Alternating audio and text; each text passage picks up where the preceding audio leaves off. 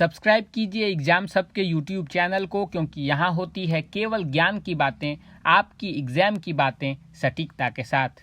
वर्ष 2021 से Bihar board intermediate exam में आपको कई सिग्निफिकेंट चेंज देखने को मिलेंगे। ये चेंज आपको खास तौर पर एडिशनल पेपर और लैंग्वेज पेपर के संदर्भ में देखने को मिलेगा।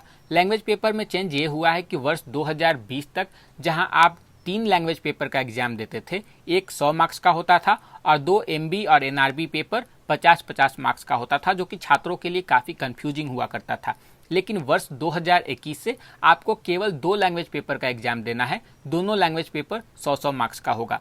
वहीं एडिशनल पेपर को लेकर चेंज ये हुआ है कि अगर कोई छात्र 5 मेन सब्जेक्ट में से किसी एक विषय में फेल हो जाता है और एडिशनल सब्जेक्ट में पास हो जाता है, तो जिस विषय में वह फेल हुआ है उसे एडिशनल पेपर के साथ बदल दिया जाएगा और उसके रिजल्ट को पास डिक्लेयर कर दिया जाएगा। इन सारी बातों को मैंने एक प्रीवियस वीडियो में कवर किया है। अगर आप लोगों ने उस वीडियो को देखा है तो आप सभी जानते होंगे कि वर्ष 2021 से बिहार बोर्ड इंटरमीडिएट एग्जाम में आपको क्या नए चेंजेस देखने को मिलेंगे। बहरहाल अब बात करते हैं आज के टॉपिक पर। कोरोना पैंडेमिक के कारणवश छात्रों की पढ़ाई बुरी तरह से प्रभावित हुई है। इसी वजह से CBSE के बाद अब बिहार बोर्ड ने भी सिलेबस में कटौती की है और 2021 में क्लास 12 बोर्ड एग्जाम इसी नए करिकुलर स्ट्रक्चर पर आधारित होगी। आज के इस वीडियो में मैं आपको बताऊंगा कि बिहार बोर्ड के किन छात्रों की एग्जाम नए सिलेबस पर बेस्ड होगी, जबकि किन की परीक्षा पुराने पाठ्यक्रम पर ही आधारित होगी। इस वीडियो को देखने के बाद भी अगर आपके मन में कोई सवाल हो तो आप बिना किसी हिचक के फेसबुक, ट्विटर या इंस्टाग्राम पर हमें डायरेक्टली मैसेज कर सकते हैं। लिंक वीडियो के डिस्क्रिप्शन और आपके स्क्रीन दोनों ही जगह मौजूद है।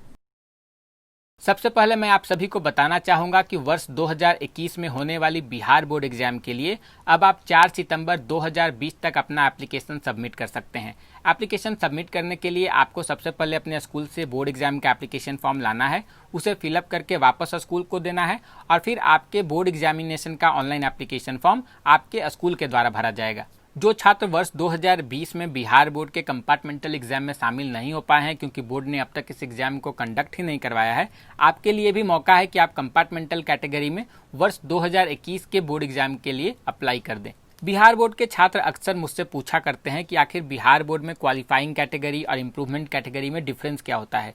अगर आपको भी एक्स स्टूडेंट्स और improvement category, compartmental category, qualifying category को समझने में समस्याएं होती है तो आपके लिए मैंने एक स्पेशल वीडियो ऑलरेडी बना रखा है, ऊपर में मैंने लिंक दे दिया है। आप उस वीडियो को देखकर समझ सकते हैं कि जो डिफरेंट कैटेगरीज हैं बिहार बोर्ड में आखिर वो होते क्या है। आइए एक नज़र डालते हैं कि बिहार बोर्ड का नया करिकुलर स्ट्रक्चर किन कैटेगरी के छात्रों पर एप्लीकेबल होगा और किन कैटेगरी के छात्रों को नए पैटर्न के आधार पर एग्जाम नहीं देना होगा।